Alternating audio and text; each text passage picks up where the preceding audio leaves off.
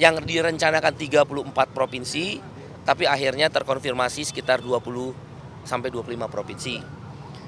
Diorganisir oleh Partai Buruh dan organisasi serikat pekerja. Ada KSPI, ada ORI, ada KPBI, ada KSBSI, ada Serikat Petani Indonesia, ada nelayan, ada guru honorer, ada pekerja rumah tangga. Meluas. Aksi ini dilakukan di DPR hanya satu, meminta DPR untuk membentuk panja atau pansus BBM. Pintu masuknya sederhana. Kenapa Vivo bisa menjual harga RON 8.900, tapi Pertalite yang selisihnya 1 RON, RON 90 jual 10.000. Ada apa dengan Pertamina?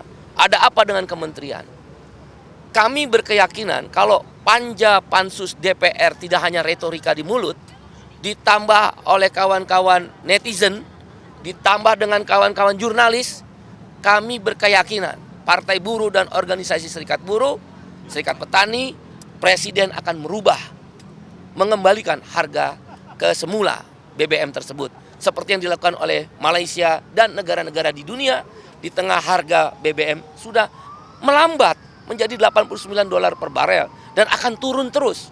Apa alasan yang dipakai untuk tetap menaikkan? Ini karena elit, menteri-menteri, mereka yang tidak berpihak pada rakyat, hanya berpihak kepada kepentingan modal, berpihak kepada kepentingan asing, tidak berpihak kepada rakyat. Indonesia bukan 100% pengimpor.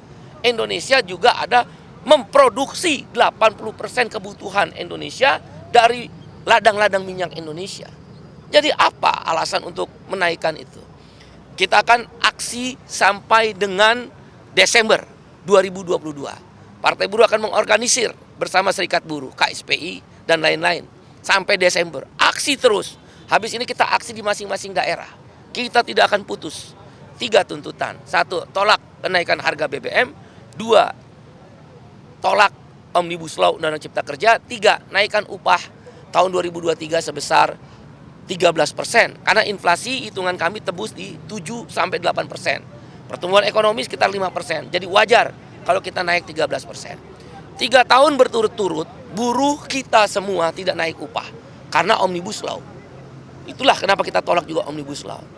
Tahun 2023 Menteri Tenaga Kerja tidak pakai hati, tidak pakai pikiran, sudah mengumumkan memakai PP nomor 36. Itu artinya tidak naik upah lagi. Padahal jelas-jelas inflasi adalah kata Ibu Sri Mulyani Menkeu 6,8%. Logika apa yang dipakai? Tidak ada kenaikan upah. Dengan demikian aksi akan berlanjut. Daya beli buruh turun akibat kenaikan harga BBM hingga 30%. Ongkos-ongkos naik, ongkos transportasi, sewa rumah sudah naik 50.000 sampai 100.000. Bahan-bahan pokok akan naik. Ingat, inflasi bahan pokok itu 11,5%.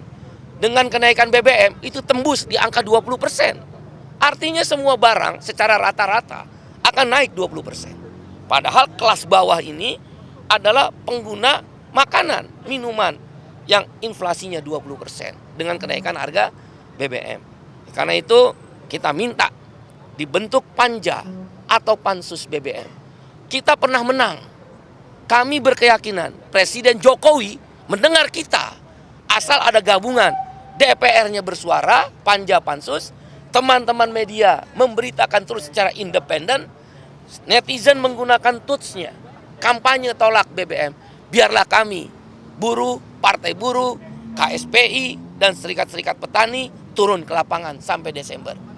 Kita berkeyakinan BBM akan turun segera kalau kita terus melakukan tekanan kepada Bapak Presiden. Lawan elit-elit itu, lawan menteri-menteri itu yang hanya pro kepada kepentingan modal.